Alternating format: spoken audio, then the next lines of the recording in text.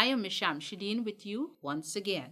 As I mentioned in our last comprehension session, we will be exploring more on how we can make relevant connections with what we read to build our comprehension skills. If you can remember, we mentioned that making connections can be done in three forms. Those forms of making connections are text to self, text to text, and text to world.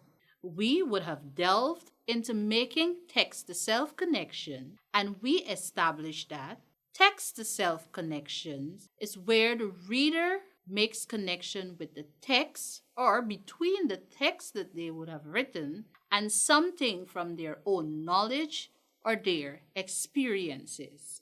For example, we read the story about the birthday surprise. For that, we were able to share and relate to a birthday celebration that we shared with someone. I shared my personal experience with you, and you were supposed to share your experience with a member of your family or a friend. So I hope you did that. Now, today, we would be looking keenly at the two other forms of making connections, which are text to text and text to world. Now, what do these terms mean and how do we make such connections? For the text to text connection, we speak about the connection readers would make to another story or a book, or we could say even a movie or a song. They may make connections that show how the book shares the same author, have similar characters, events, settings, or maybe on the same topic. A good text to text connection occurs when you are able to apply what you would have read from one text to another text. Let's look at this example of a text to text connection. I read a book about spiders that explains that spiders have venom. Now, in the book that I'm reading now, I am learning about the top 10 dangerous spiders in the world. So, there you see, both books were about spiders. So, the information that I was getting was all based on spiders from the previous book. And so I could connect that to the book that I am now reading. That is what we refer to as a text to text connection.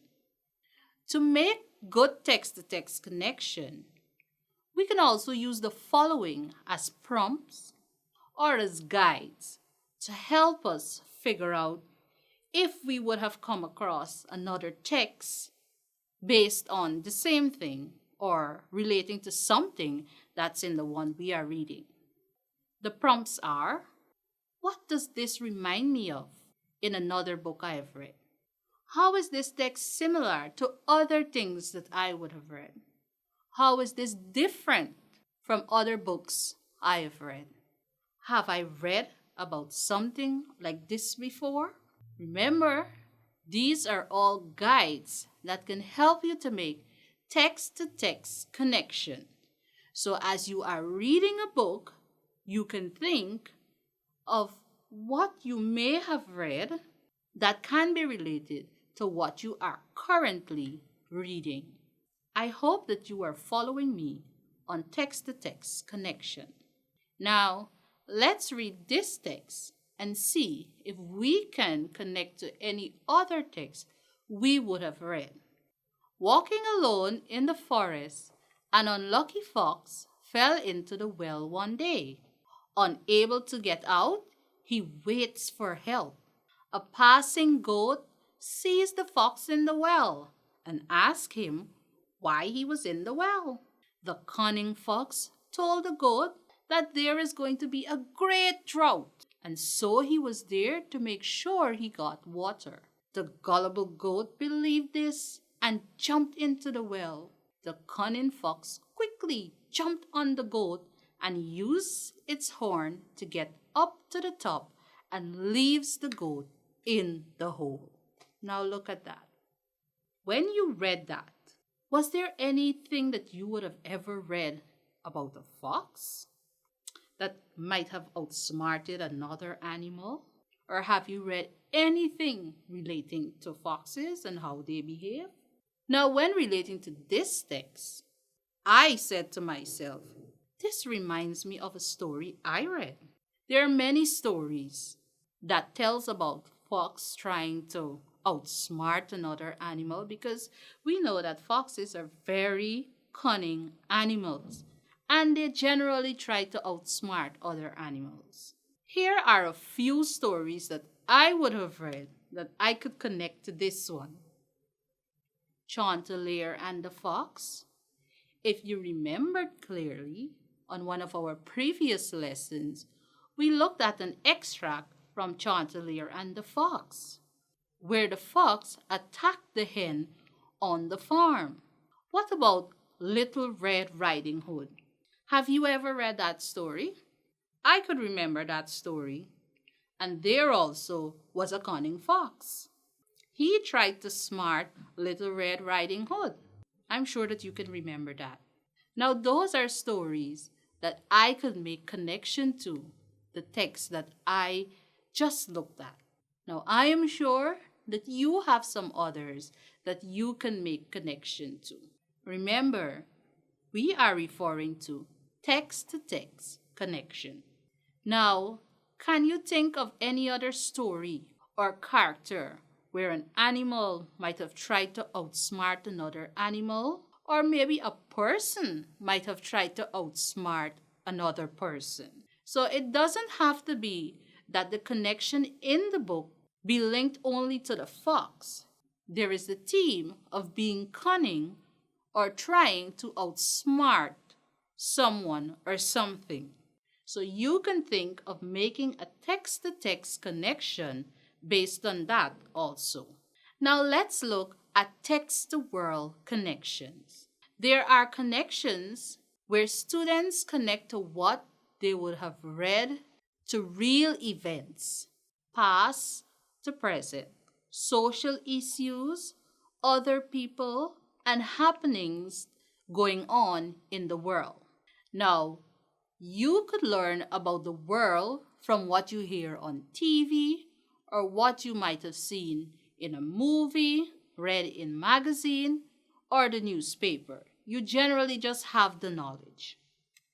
Now, when you are making world connections, you can use what you have learned from these mediums, and I mean from the news and social media, to help you understand what you are reading now better. Let's look at an example of text-to-world connection. Now, I saw on the news about how water pollution was affecting marine animals. Now, we know what are marine animals, right? Animals that live in the water. And maybe at the moment for science, you are reading in your textbook about pollution and directly about water pollution. You are learning from that book how water pollution can make those marine animals sick. So, you now make that connection from the book to something you would have seen on the news about water pollution. There is also in the book Rainbow Reader a story on air pollution. There you can also make a connection to the general theme of pollution. What is pollution and how it affects the environment? Is there any other event in the world that you could connect air pollution to? Well, when I think about air pollution, and when I read that story only the other day in the book, I made a connection to what has been happening in St. Vincent. The recent volcanic eruption has not only destroyed the land, but it has polluted the air as well by spreading the ash into the atmosphere.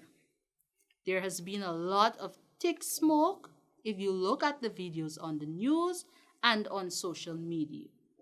Did you see or hear about that? I hope that you have been looking at the news to learn about things that have been happening around the world. Text to text and text to world connections allow for more interaction with the text, and as such, it helps us to build better comprehension skills. All right, boys and girls, those are my connections to the text. Were you able to make the similar connections? Let's do a general recap. We learned that connections are links that readers can make between what they would have read and the things that they would have experienced, might have read somewhere, or some event that they got knowledge of happening in the world.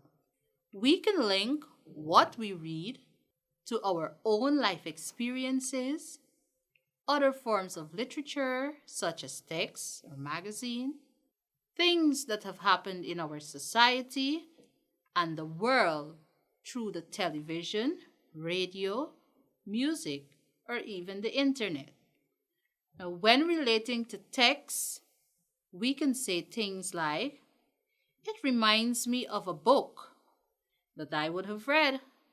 When relating to the world, we can say, it reminds me of something that happened maybe in another country or in another part of where you live.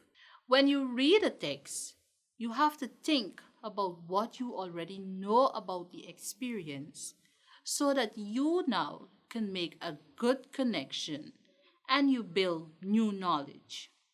This can help you to understand what you have read so that you could answer questions very well when you are given a passage for your comprehension lesson. Well, my climbers, I do hope that you have learned a lot on making connections. Remember to make sure you practice these skills in your comprehension. Continue to be good boys and girls, and I'll see you next time right here on the Literacy Ladder.